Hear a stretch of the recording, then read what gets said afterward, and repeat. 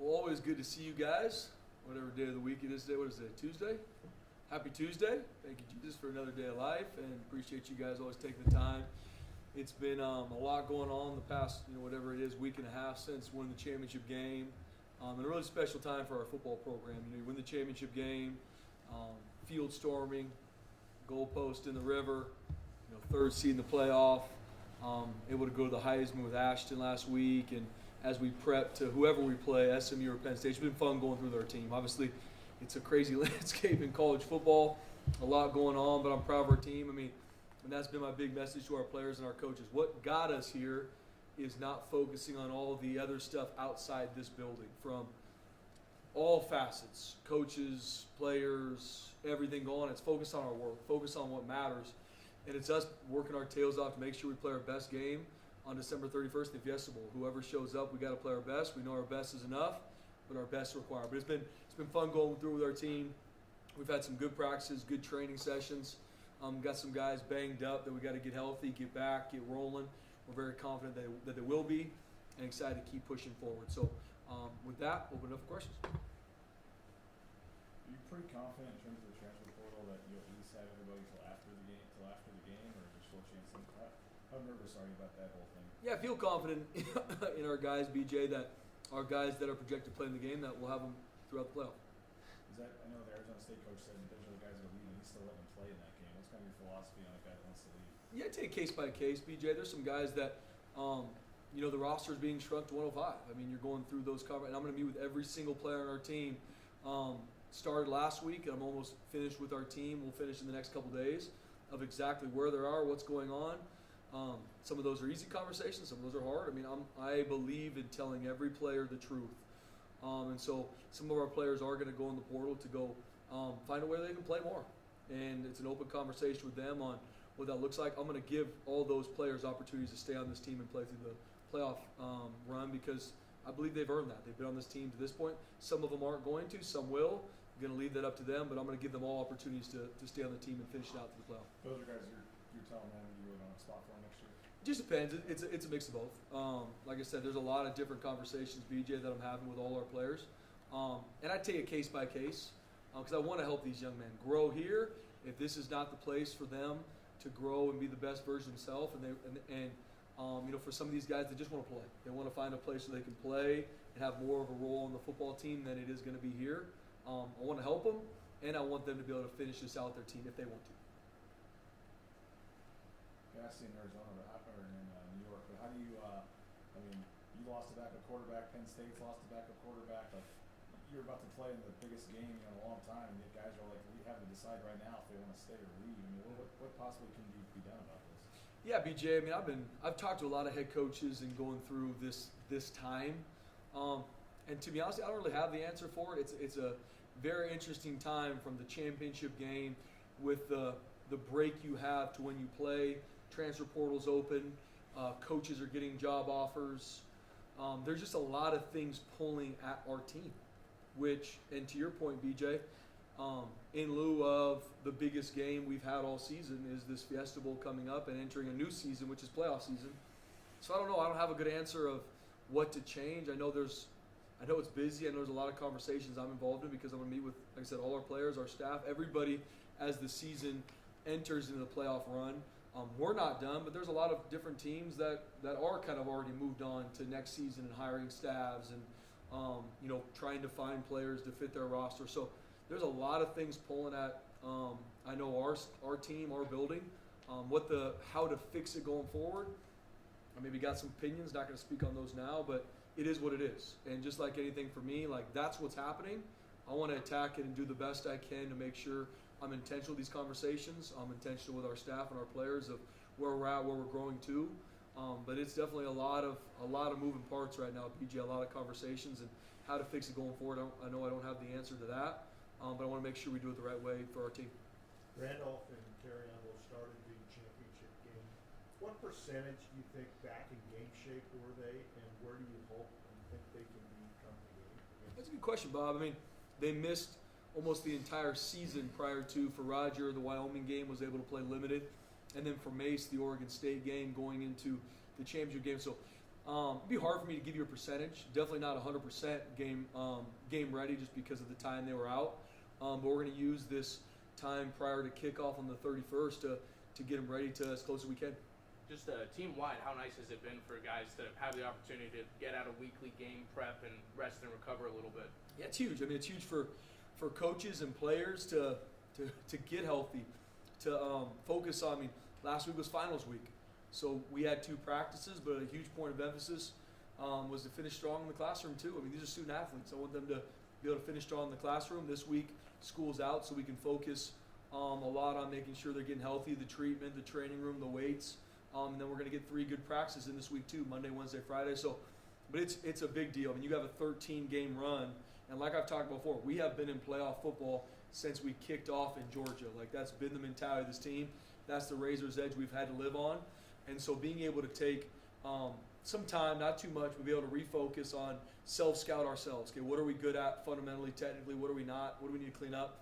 And then for our players to be able to get them healthy, get them fresh, and grow the things that we looked at through the first 13 games that we need to improve on. So it's been awesome. We got a long way to go.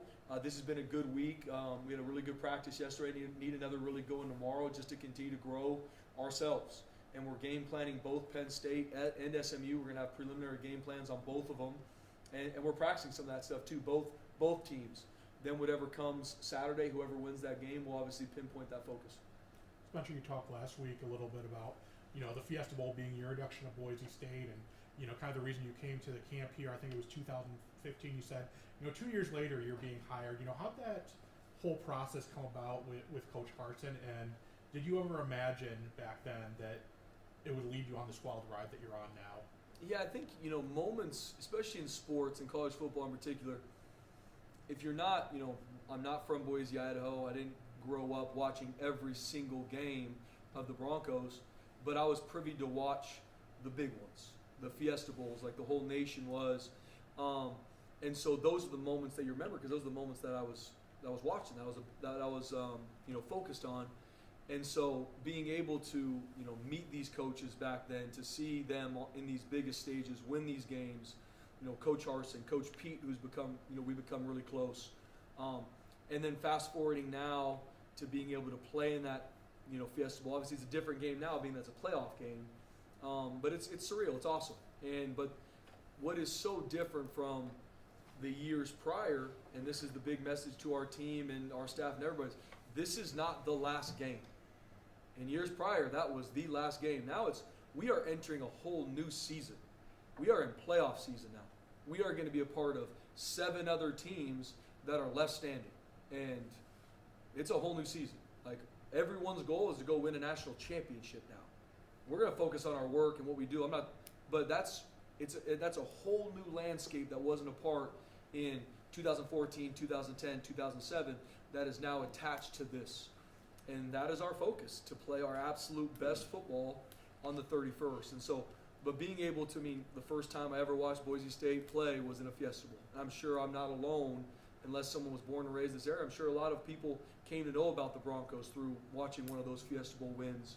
I'm so honored and blessed for our team to be a part of the 31st coming up here and being able to play in that Fiesta Bowl.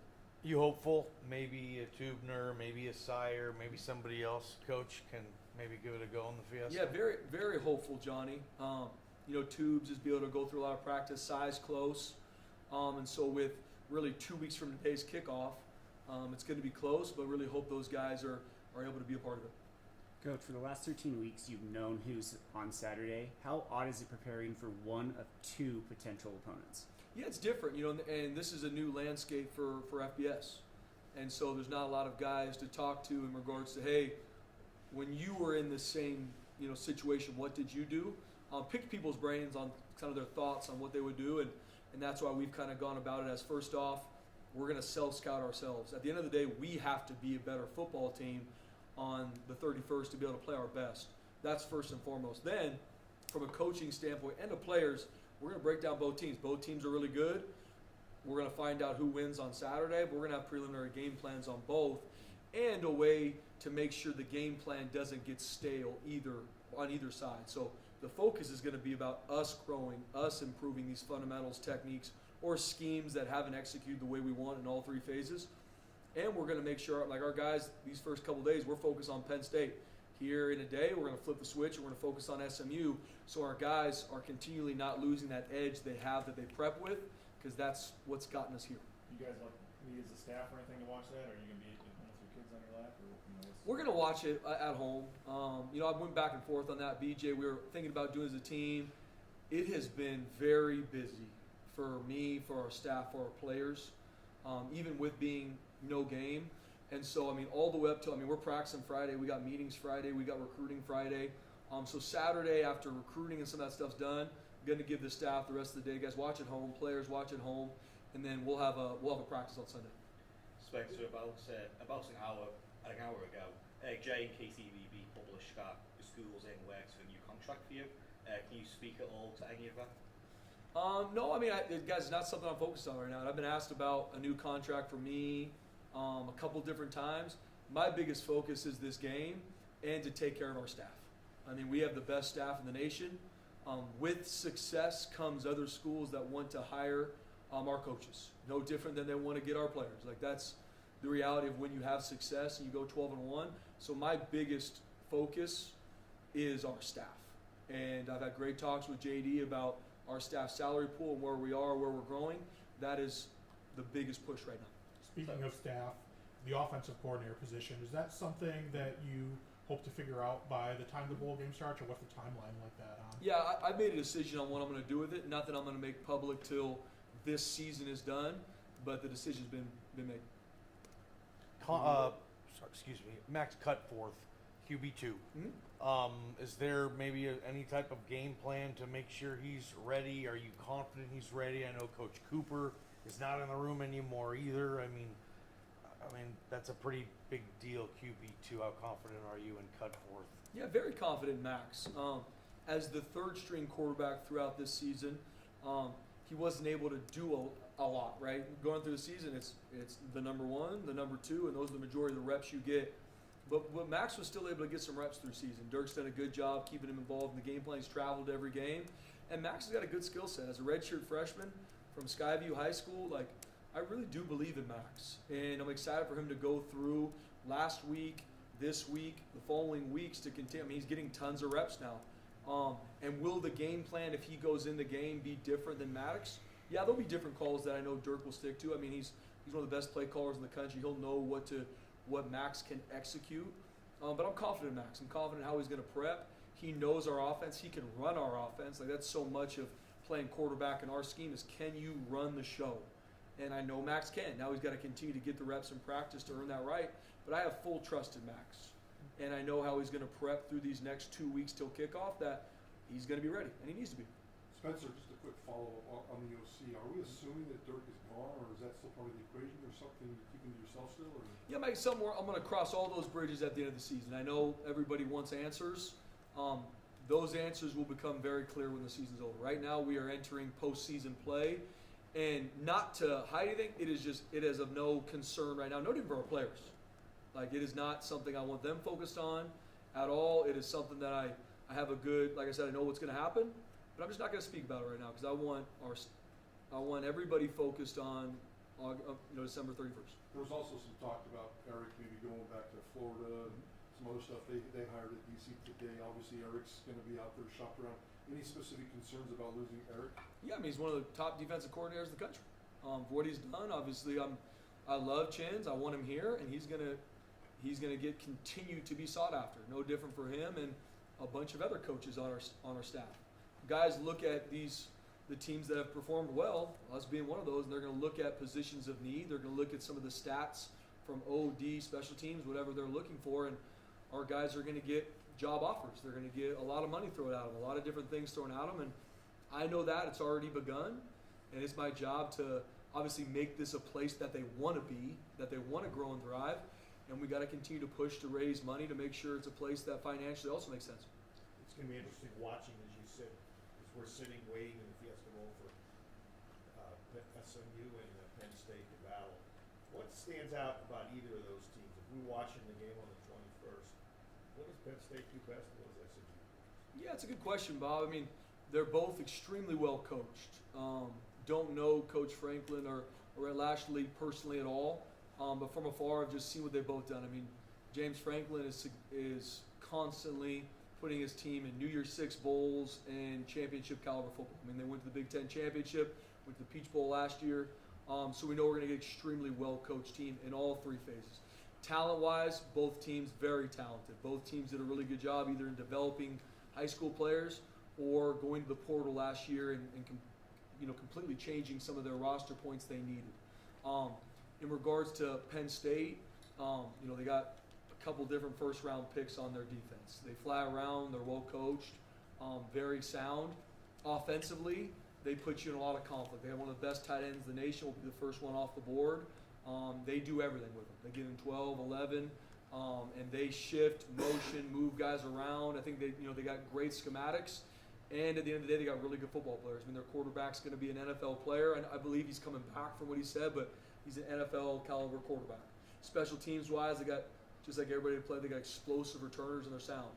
SMU on the flip side, I mean, Rhett Lashley's offense, they're going to go Mach 10, and they've got the athletes to do it.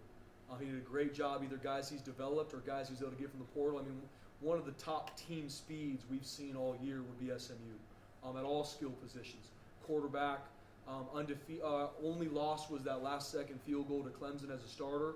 What he's done in the first year in the ACC, the teams they've beat, and how they've been able to do. I mean, I think SMU is one of the best teams in the country. And then defensively, I know Coach Simon's well. He does a really good job mixing up the front looks, sim pressures, 5-man pressures, 6-man hits. Very, very disciplined front. One of the better D-line fronts we would have seen is SMU. And they got some DBs that can straight up lock people down. I mean, that's across the board with some of the ACC receivers you get. So either way, however the game goes on Saturday, they're going to be extremely talented, very well coached, and we're going to need to play our best. And that's what we are working to do constantly. SMU, Penn State, us, everybody else in the playoff is going down the exact same path we are. They've got coaches that are probably getting job offers. They've got players that are, getting recruited to leave, or everybody's in the same boat. Tell our staff this. I'm not going to sit around and say, well, I don't like this. This is reality. It's awesome. We're 12-1. We're about to play in the Fiesta Bowl. It's the postseason. Let's go. Put the ball down. The Broncos will be ready. And I'm fired up.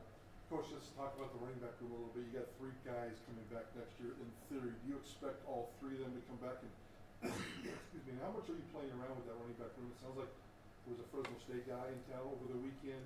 So you're always looking for more options. How do you visualize that coming together? Yeah, Mike, we're going to carry 5 scholarship running backs. We have 3. I feel really good about all 3 coming back. Feel really good about all 3 and their role in this team on offense and special teams. Obviously, Sire being the one that didn't play as much due to injury. But those 3 feel really good about it and feel really good about the ceiling in that room. And then we got 2 scholarship spots. And we're obviously, with what we've been able to do offensively, with what we've been able to do in the run game, what Ash has been able to accomplish, there's a lot of people that want to come here and play running back. And the standard's very, very high. And I make that very clear with our staff and very clear with who wants to come here. And so working through this process with a bunch of running backs that want to be here. Just to clarify, was Malachi offered the chance to stay for the bowl game? Yeah, he was. And it's hard. I mean, I get it I love Malachi. Our conversation was awesome. I'm gonna call him later today and check in on him and see how everything's going. Malachi is a phenomenal young man. I wish him nothing but the best. But the timing is hard for a young man like that. It is. And once again, I'm not changing it. I'm not saying that to complain.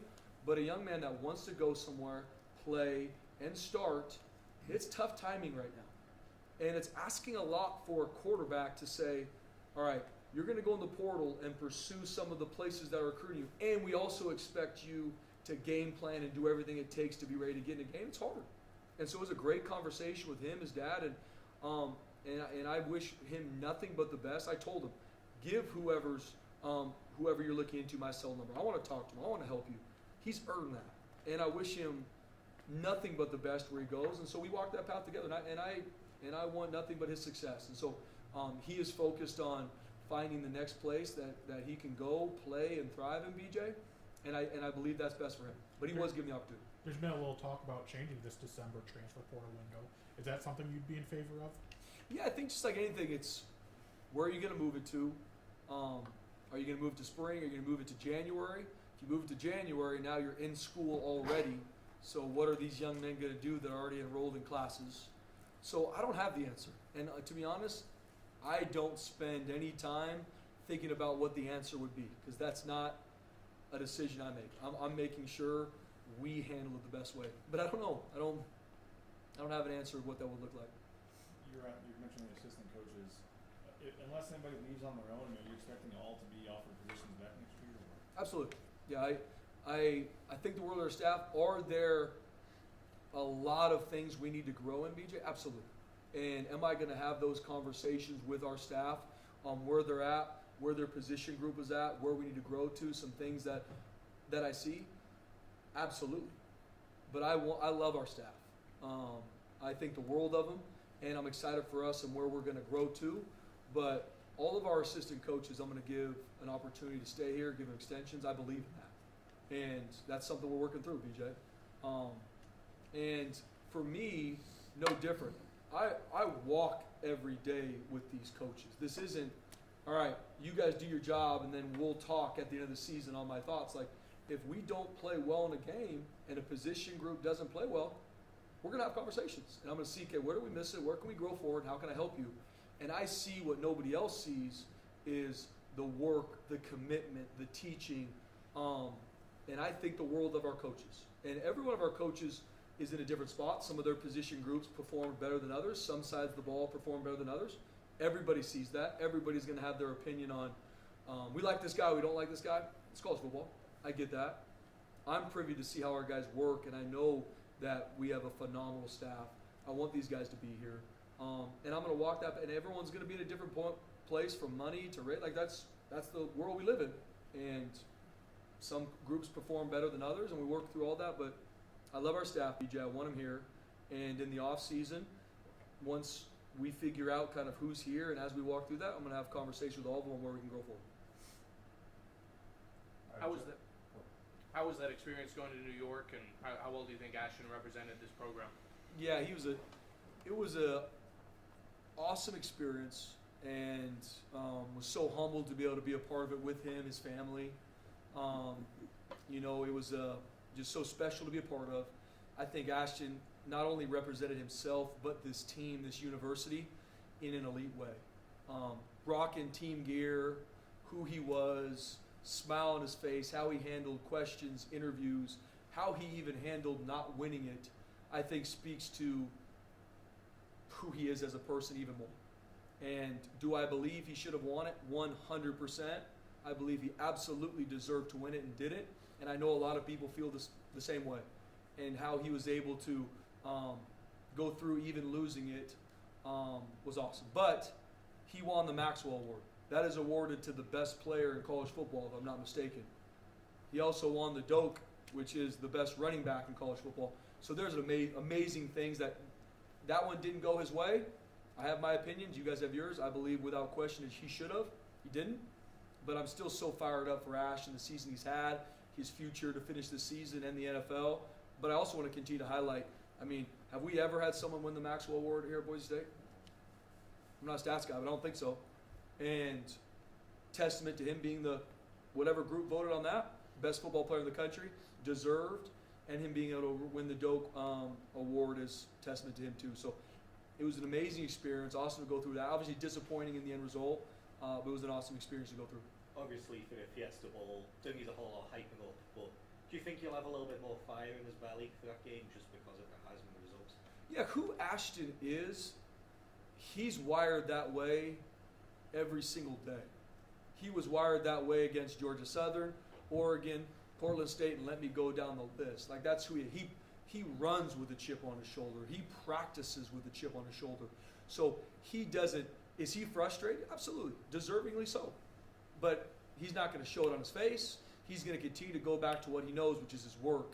And so regardless how Saturday would have gone, we're going to get an Ashton Jeanty that's fired up to play this game and play with his teammates. That's coming. What conversations were had, if any, between yourself, coaches Lanning, Sanders, and Cristobal? It was just very casual. I saw them when we arrived, was able to talk with Coach Lanning a little bit, Coach Cristobal, and have just some good talks. I don't know them really well. I've known Dan from playing them.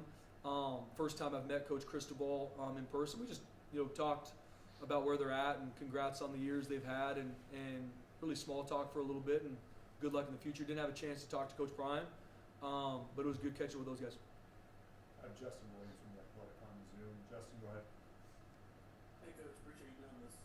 Just curious, what's your approach to relationship building when you were defensive position coach, DC, and how did that change or expand when you got the interim, eventually the head coaching job? Yeah, good question. Relationship building, I think that's everything is about people for me. Like, it is my job to serve our staff and serve our players. No different when I was a GA, no different when I was a position coach. It's just that bandwidth has gotten even more. And so the only way, and I've used this example before, the term coach comes from stagecoach, which is a thing that takes you places. A coach is in someone's life to take you places you can't go without them. And I tell our team now, like, if you can go and achieve everything in life with or without me, like, I'm wasting your time. But the only way to truly pull the most out of a young man or pull the most out of a staff member is to build a relationship to where he knows, I know he really cares about me. If football were to end tomorrow, is Coach D still going to have my back and push me to high standards because he loves me? No different for our staff. And so I think that's where everything starts, is you don't have any level of leadership if you don't have relationships. And I've said this before, if you think you're a leader and no one's following you, you're just out for a walk. Right? Like, I have to build a relationship with my players, with our staff, to where they trust me, that I know they know Spence, Coach D, that comes from a place that he cares about me. He's telling me the truth, even if it hurts or if it's what I want to hear, so I can pull them to places they can't go without me. And that's where everything starts for me. And that's where, my faith is a big part of it. My relationship with Jesus is everything. It's my foundation, to where I know I answer to the scoreboard that everybody sees, the 12 promised games a year and everything else we're going to. But my scoreboard is these relationships, so that I can pull the most out of these young men to be better husbands, better fathers. Talking to you, we know that, that obviously, feel like this was almost your calling to become a coach. At what point did that really start to, come into focus, that, that's what you wanted to do? When I was in college, when I was in high school, I had a great head coach at Horizon High School, and Chris Johnson, that really showed me, just really gave me a love for the game of football. Even continue to grow my faith as a Christian, like at that time. Then fast forward to college at Azusa Pacific, had phenomenal coaches that just continued to build into me football-wise, a love for the game, a love for prep. And I wasn't the best athlete. The only way for me to play was to make sure I prepped and had a better understanding of what was coming. And then when I went up to coach a camp at Hume Lake, I think it was a junior at Azusa Pacific, they took like 5 or 6 college football players to this FCA camp, this Christian camp, to be able to be assistant coaches for a bunch of these high schools that did a 7-on-7. And I was a part of a high school from Fresno and was helping them, teaching them some football, what have you. And at the end of the night, this group of high school kids essentially sat around the fire and just shared their hearts. And the coach would kind of run it and say, like, what are some things at home that you're struggling with? What are some of your biggest fears in life? What could I do to help grow you? And seeing these 14 to 18-year-old kids just share their heart to this coach and tell them, like, about what their home life was like, and just the things you'd hear that they've dealt with to that point, how much their coach, their high school coach, changed their life, and now they're going to be a high school graduate, potentially playing college. I was sitting there at this fire just crying. And chokes me up to this day. And I'm like, I want to coach. I want to have that same impact that coach did, that my coach at APU had, that my high school coach had. I don't know what that looked like. I don't know if that means I'm going to coach at APU, coach at high school, coach at wherever. But when I came down that mountain as a junior in college, I was a business major. I was going to finish. I was starting my MBA. Thought I was going to get into business, try and make money. But I knew when I came down from that mountain, like, I want to be coach. And that's what I feel Jesus called me to do. Just one more. Hey, Coach, you mentioned that as a GA in 2017. I talked to someone who remembered the first time you addressed the team as a GA. Was that a moment that you remember as well? Man, Justin, I'm trying to go back. I remember addressing the team. I couldn't tell you what I said. If you ask BJ, he'd probably tell you what I said. He remembers all my one-liners, but I don't remember it, to be honest. Just curious, my last question for you on Maddox, he's kind of underappreciated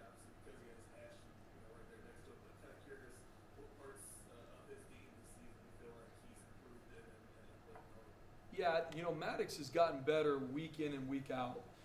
He's an elite competitor. He has complete and total control of our offense. And he's continually gotten better every single week, and I think has put together a great redshirt sophomore campaign. His touchdown interception ratio, he takes care of the football. He makes the big time throws. I mean, that throw in the championship game in the backcourt of the end zone to Latrell Caples, I mean, that is a big time throw on the money in a championship game. I mean, I trust Maddox through the roof. Our team trusts Maddox through the roof, and I think his best football is even in front of him. But so proud of the year he's had to date, and I know how he's prepping and how he's getting ready. He's gonna have a really good Fiesta Bowl. Anybody else? Awesome. Thanks, guys. Appreciate you guys. Thanks, Thanks, fellas.